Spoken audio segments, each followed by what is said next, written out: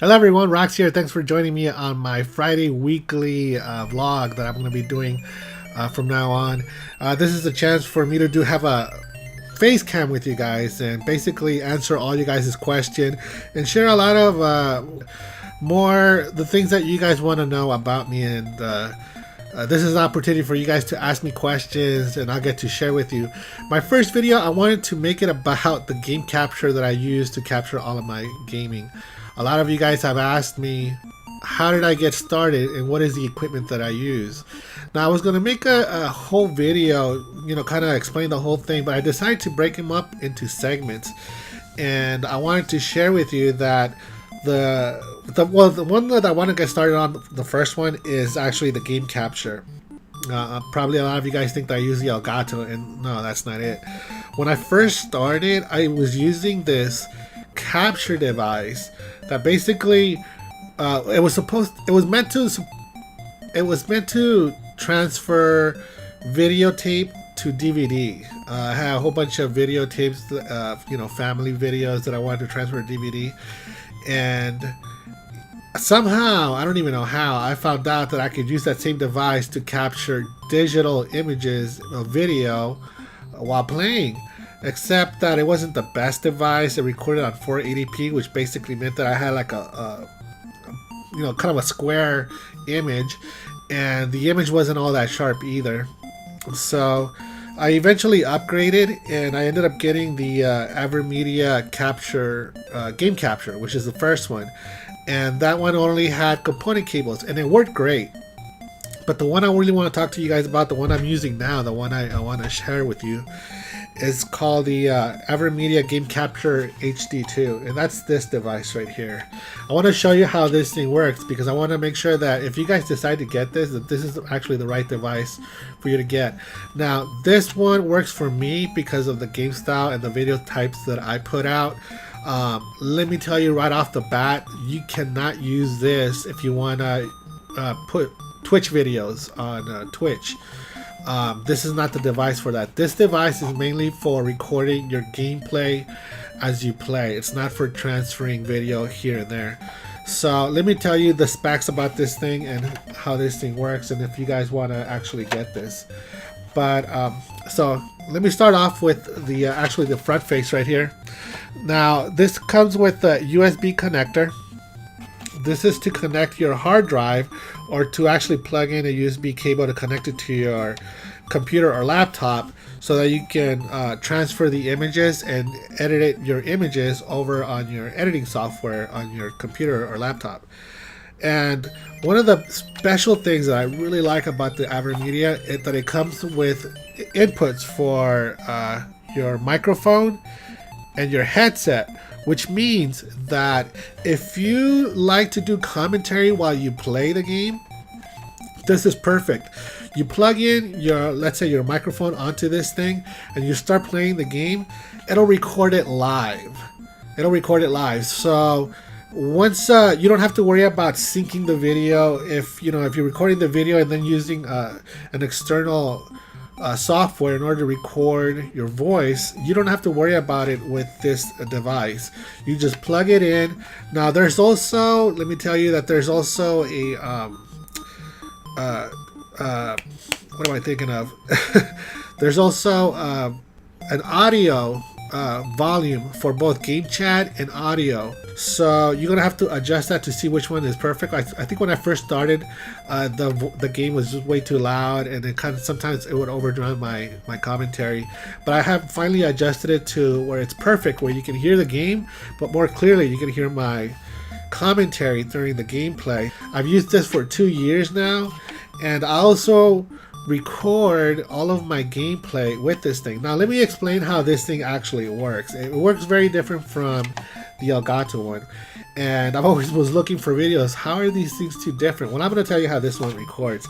This uses actually this device doesn't actually record the gameplay. You actually need an external hard drive in order to record your gameplay. Now, you can get a SATA hard drive and install it at the bottom. This cover comes off, and you can insert it right here, and then put the hard drive in there, close it up, and then it'll stay in there, you know, ready for you to use so you can record your gameplay.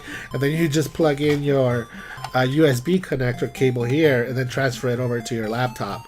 But the way I use it, I actually got an external hard drive with the cable on it.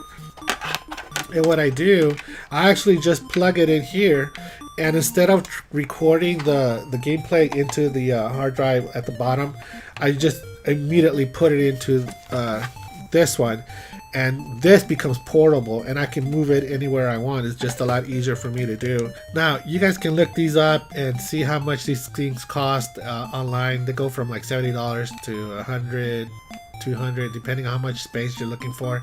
This is like a 500 gigabyte hard drive, and it's perfect.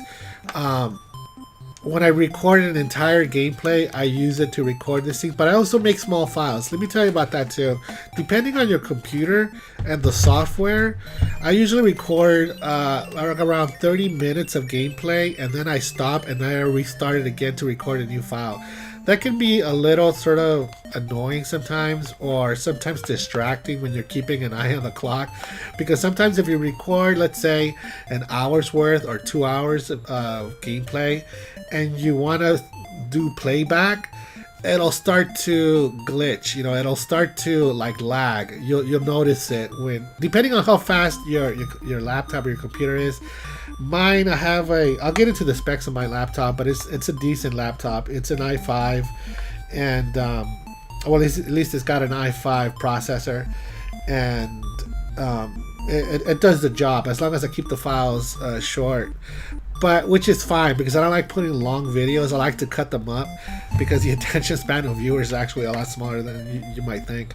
So anyway, so I use this external hard drive in order to record the gameplay with this. Now let me show you what's in the back. Now the reason I got the Avermedia Capture HD2 was because when the new consoles came out, they only used HDMI connection.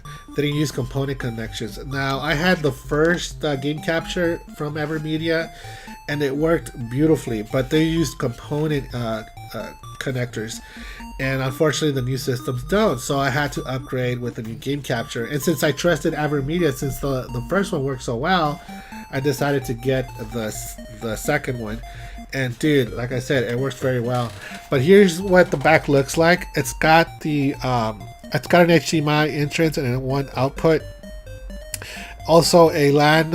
If you can also record, like I said, if you put a hard drive at the bottom, you can use that LAN connection in order to transfer your gameplay directly from here and connect it to, let's say, YouTube or wherever social website you guys want to put it on.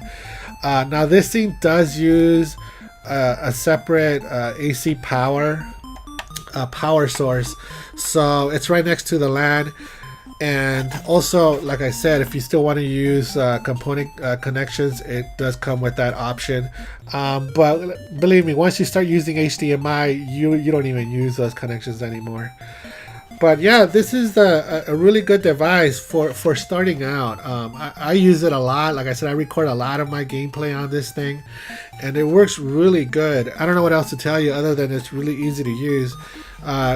When you have it on, all you gotta do is just press this button right here, and it starts to illuminate a red color, and letting you know that it's recording. Also, you'll see some numbers on the screen letting you know what file it is, and as long as the software that you're using, or at least as long as your consoles aren't protected through the copyright thing.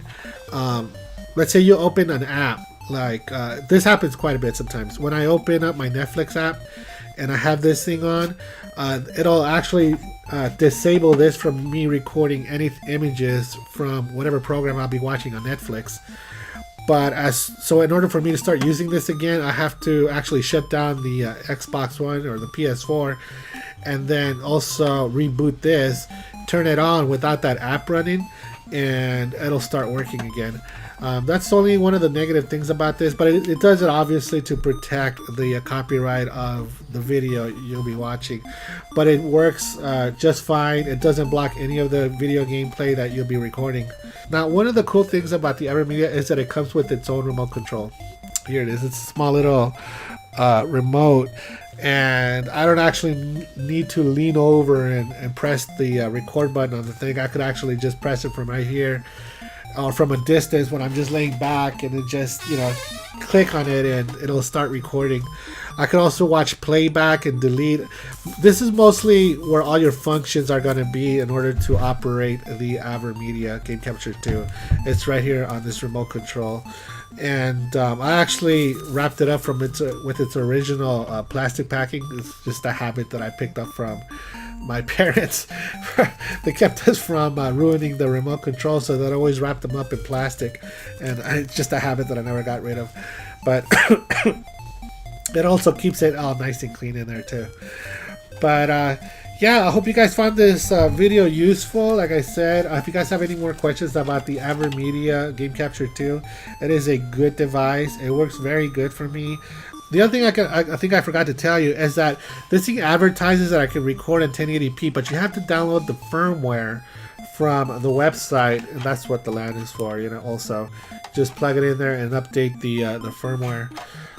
But this one was already updated. It doesn't matter. I like uploading videos at 720 because even after I convert the video in my editing software, I convert it into 720, and it's a lot easier file to download to YouTube.